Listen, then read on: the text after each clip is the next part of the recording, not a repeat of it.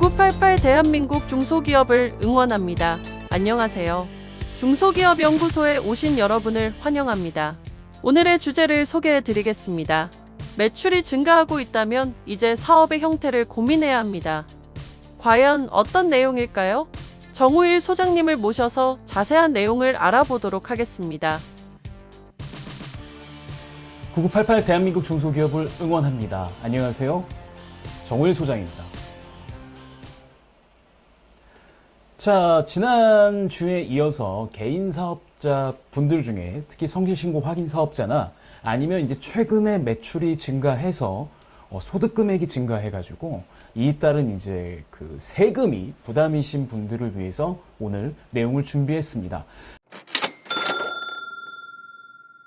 자, 이 내용을 한번 보시게 되면요. 일단 저는 그 생각이 들어요. 이 모든 사업자분들은 아마 처음에 시작을 하게 되면 아마 첫 해연대 개인 사업자로 시작할 것이고, 그런 간평장부 대상자가 됐다가 매출이 증가하게 되면 복식부기 의무자가 됐다가 이제 성실신고 사업자까지 이런 프로세스를 걷게 될 겁니다. 그런데 중요한 건 이제 매출이 증가함에 따라, 그리고 이 말은 다른 말로 하면 이제 사업이 잘 되기 시작하는 거고, 이제 좀 돈 좀 번다, 이런 시간이 오게 된다면, 특히 사업 규모가 원래 크거나 아니면 클 수밖에 없는 업종들 같은 경우는 아무래도 수입 대비 이제 이익률 자체가 거기에 따라서 연동이 되니까 아무래도 이제 그 소득이라는 게 높을 수밖에 없죠. 그렇게 되면 이제 고민이 될 수밖에 없습니다. 왜냐하면 우리나라는 이제 사업자를 과세하는 이제 체계가 이제 두 가지가 있는데, 하나는 소득세법상 개인 사업자의 경우 소득세법이 적용돼서 이제 세금을 내는 구조고, 법인 사업자는 이제 법인세법이 적용돼서 이제 세금을 내는 구조입니다. 그런데 동일한 소득일 때 얘가 한계 세율이 많이 달라요. 그러니까 개인 사업자가 법인 사업자보다 소득 기준으로, 즉 다시 말하면 과세 표준이라고 할게요. 이 과세 표준 기준으로 적용되는 이 세율 자체가 좀 개인 사업자가 유리한 구간은 솔직히 말하면 1,400만 원 이하 구간밖에 없고, 나머지는 전부 다 법인 사업자 구간이 훨씬 더 유리합니다. 아무래도 이렇게 따지게 된 건 이런 거겠죠. 개인 사업자 같은 경우는 그냥 개인 사업 소득이 그대로 들어와 버리니까 그럴 수 있겠습니다만, 법인 같은 경우에는 법인에서 이제 운영을 한다라고 한다면 법인세를 내고, 이 법인에서 이제 잉여금이 생기거나 이익이 생기면 이걸 가지고 개인이 돈을 꺼내오게 되면 이때 소득세가 부과가 되니까 아마 이게 좀 비슷할 거다라고 생각하실지 모르겠지만 엄청난 차이가 있습니다. 일단 개인 사업자는 당해년도 발생한 어떤 소득에 대해서 그냥 여지없이 확 때려버리죠. 근데 법인 사업자 같은 경우에는 일단 법인세는 냅니다만, 일단 중요한 거는 개인이 법인에서 꺼내갈 때 과세가 되는 부분이에요. 그래서 개인이 나는 다른 소득이 많아, 그래서 올해 이 법인의 소득은 내가 가져가지 않고 그래 나중에 가져갈게, 그럼 그때 돼서 과세가 되니까 조절이라는 게 가능한 거죠. 그 다음에 법인 사업자의 경우, 특히 법인 사업자 대표면서 오너라고 불리는 분들, 즉 주식 지분이 가장 많으신 분들 같은 경우는 아무래도 좀 여러 가지 방법으로 법인에서 이제 소득을 가져갈 수가 있습니다. 예를 들면 종합소득에 합산이 되는 근로소득이라든가 아니면 배당소득이라든가 이런 것들로 가져갈 수 있는 거고, 또 예를 들어서 그 법인과 이제 거래를 하는 또 개인이 있을 수 있잖아요. 예를 들면 건물주고, 그다음에 법인은 내 건물에 새 들어왔다, 그러면 여기서 사업소득도 발생할 것이고 여러 가지가 발생이 될 것인데, 사실 좀 그렇습니다. 요즘 시대에는 아무래도 소득이 투명하게 밝혀져 있고 이러다 보니까 특히 대출을 받거나 아니면 다른 일을 할 때 개인의 소득이 되게 중요한 경우가 많아요. 그렇다고 한다면 근로소득이든 이런 소득으로 아무래도 이제 내 자금 출처라든가 아니면 소득 증빙을 함으로써 나의 신용을 좀 넓히고 좀 높이는 이런 방법을 선택할 수도 있는 거고, 그 다음에 난 굳이 그런 게 필요 없다, 요 정도는 적당하다라고 한다면 나는 급여 말고 예를 들어서 다른 걸로 가져갈게 라고 할 수도 있어요. 그 다른 걸로 가져간다는 게 이제 대표적으로 여러 가지가 있겠습니다만, 첫 번째로 이제 만약에 사실 개인 사업자는 퇴직이나 급여 이런 개념이 없지 않습니까? 근데 이제 법인 사업자는 대표자라 하더라도 법인에서 월급을 받는 사람들이기 때문에 퇴직금이라는 게 생길 수가 있어요. 꼭 생긴다는 건 아닙니다. 생길 수가 있습니다. 그러면 이 퇴직금으로 예를 들어서 뭐 돈을 가져간다. 진짜 퇴직을 해서 가져간다고 한다면 이때는 종합소득이 합산이 되지 않기 때문에 그리고 다른 소득과 합산이 되지 않기 때문에 아무래도 세율적으로 유리한 부분이 있는 거고 그 다음에 우리나라는 상법상 주식을 발행한 회사가 자기 주식을 살 수가 있어요. 이걸 자사주를 취득할 수 있는데 뭐 회사에 내 주식을 팔았다. 그러면 이제 이 경우에 소각을 한다면 배당이지만 뭐 회사가 만약에 보유하고 있거나 제가 회사가 보유해야 될 무슨 이유가 있거나 뭐 그렇다고 한다면 뭐 그런 경우에 양도로 간주가 돼서 이 경우에는 이제 양도소득세 내니까 양도소득세도 역시 종합소득에 합산이 되지는 않거든요.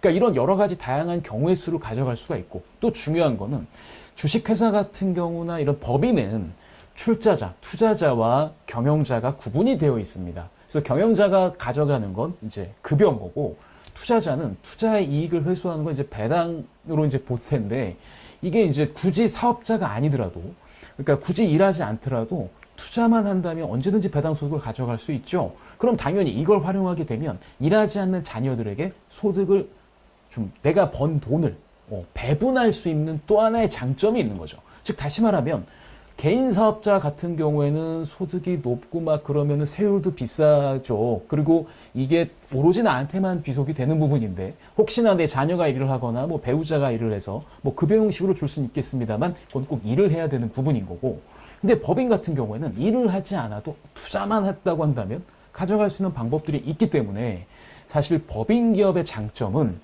그 개인의 소득을 좀 상황에 맞게 조절할 수 있다는 게 그런 게 가장 크지 않을까? 뭐 이렇게 볼 수가 있습니다. 그다음 또 법인 기업의 장점은 사실은 개인은 솔직히 사람이 태어나면 죽잖아요. 즉 유한하지만 법인은 솔직히 무한합니다. 주주만 계속 바뀌는 것이 실제로 법인은 무한하거든요. 이런 걸 봤을 때 과연 사업이 어느 정도 되고 매출이 어느 정도 돼서 소득이 어느 정도 된다라고 한다면 당연히 여기에 맞는 사업의 형태를 가져가시는 게 맞지 않을까 생각이 듭니다. 자, 그러면 이 법인으로 전환을 한다. 뭐 이런 것들에 대해서 한번 우리가 의미를 한번 짚어볼게요. 자, 개인 사업자를 법인으로 전환을 한다. 뭐 아니면 뭐 신규 법인을 설립해서 내 개인 사업자에 있는 어떤 사업 영역을 법인으로 넘겨서 법인에서 좀 더 키우겠다. 뭐 여러 가지 선택을 할 수가 있습니다. 그런데 그 어떠한 선택이든지 간에 가장 중요한 포인트는 법인을 설립하는 겁니다. 법인을 설립하는 건 개인 사업자를 내는 것과는 상당히 다른 부분이에요. 일단 생각하셔야 될 게 기존에 하고 있는 개인 사업 부분을 법인에 양도를 할지 아니면 새로운 사업체를 만들지 한번 고민해 보셔야 됩니다. 일단 뭐 이런 분들이 있을 수 있어요. 제조를 하시는데 이 제조하는데 기계장치라든가 이런 것들이 너무 많이 들어가요. 그러니까 자산에 차지하는 비중이 커요. 그래서 신규 법인을 설립한다고 한다면 이거 머리 아픈 일. 야, 이거 또 이렇게 해야 돼? 막 이런 머리 아픈 일이 있다. 그리고 아니면 업력을 계승하는 게 좀 더 좋을 수 있겠다. 뭐 업력을 계승한다는 게 사실은 이제 뭐 거래처가 있을 거 아니에요. 그런 거래처에 우리가 납품을 할 때 이런 업력이 상당히 중요하고 뭐 이렇다고 한다면 실제로 법인을 설립해서 그 법인의 내 개인 사업 부분을 양수도하는 방법이 법인 전환이라는 방법이 될 것입니다. 근데 이런 방법 말고도 뭐 예를 들어서 이럴 수가 있죠. 자, 의사 선생님들 같은 경우에는 상당히 네, 고소득자인 개인 사업자이긴 한데 법인으로 전환하기가 이건 진짜 뭐 거의 뭐 네, 이건 좀 어렵거든요. 그러면 이런 경우라고 하는 경우가 있을 수 있고 그 다음에 내가 또 이럴 수도 있잖아요. 뭐 예를 들어서 부동산 임대업을 개인으로 하고 있는데 법인을 설립을 해요. 그러면은 이제 전부 다 넘기는 게 아니라 그러니까 왜냐하면 개인이 갖고 있는 좀 사업용 자산을 이게 되게 클 수 있잖아요. 특히 토지 같은 경우에는 팔 때 법인에 파는 양수도하는 개념이니까 이 차익에 대해서 또 세금이 내는 부분이 있으니까 물론 이게 뭐 조특법상 특례를 적용을 해서 뭐 현물투자 법인 전환이라든가 아니면 이런 것들을 할 수도 있겠습니다만 좀 다른 방법을 생각을 해보면 내가 갖고 있는 사업의 영역에서 이거를 구분을 해서 일부 신규 사업체가 이 새로운 사업 부분을 도전하는 뭐 이런 형태로도 만들 수 있겠죠. 그러면 창업이 되거나 아니면 부분을 매각을 하거나 아니면 좀 약간 분산이 매출 분산 이런 효과들도 가져갈 수가 있습니다. 예를 들어서 제가 설명을 드리면 예를 들어서 부동산 임대업을 하시는 부동산 이제 뭐 사업자라고 한다면 뭐 예를 들어서 본인이 뭐 부동산 중개사 자격을 땄다. 그러면 예를 들어서 부동산 중개하는 것도 다른 영역으로 그냥 개인 사업자라고 한다면 이게 소득이 다 합산되지만 이 사업자 형태로 좀 분리를 해서 뭐 한다면 얘도 충분히 가능한 일이 될 수 있습니다.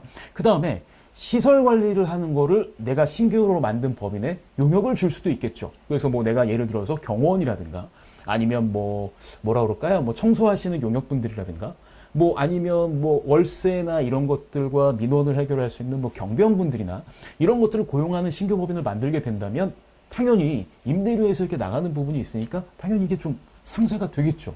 그 다음에 또 하나 이런 것도 있을 수 있어요. 뭐 건물을 하나 가지고 계시는데 사실 요즘 이거 많이 하십니다. 과거에는 이제 그 주차장 같은 경우가 사실은 영세한 개인이 운영하는 경우도 많았습니다만 최근에는 이제 뭐 나이스팍이라든가 뭐 여러 가지 이렇게 뭐 그 현금을 계산하지 않고 뭐 카드로 하는 뭐 이런 아주 그냥 뭐 사실 편한 이런 주차장이 생기지 않았겠습니까? 뭐 이런 걸로 뭐 변신을 하시든가 아니면 내가 따로 이제 주차장 뭐 관리하는 뭐 뭐 이런 법인을 내 가지고 뭐 이것만 따로 관리하거나 이것도 가능한 일이죠. 예를 들어서 개별 건물 하나만 생각하면 이게 좀 이게 무슨 수익이 되겠어라고 생각하지만 예를 들어서 뭐 요양병원이라든가 아니면 시골에 있는 아니면 뭐 되게 엄청난 큰 뭐 이렇게 복합 건물이라든가 아니면은 여러 채 건물을 갖고 계신 분들이라면 네 이렇게 따로 관리하나 이런 법인들을 내시면 상당히 뭐 비용을 증가시킬 수 있는 그래서 개인 사업자의 어떤 그 통으로 과세되는 부분에 대해서 이렇게 좀 나가게 분산하는 효과는 있을 수 있겠죠. 그러니까 물론 이럴 경우에는 뭐 좀 부가세 뭐 이런 문제는 생길 수 있겠습니다만 기본적으로 세금을 좀 줄일 수 있는 방법인 거고 그 다음에 새로 생기는 신규 법인의 주주를 우리 가족이라든가 구성원을 이렇게 좀 다르게 한다고 한다면 기왕에 나오는 내 소득을 내 자녀들이나 내 가족들과 함께 나눌 수 있는 이런 장점도 있을 수 있겠죠.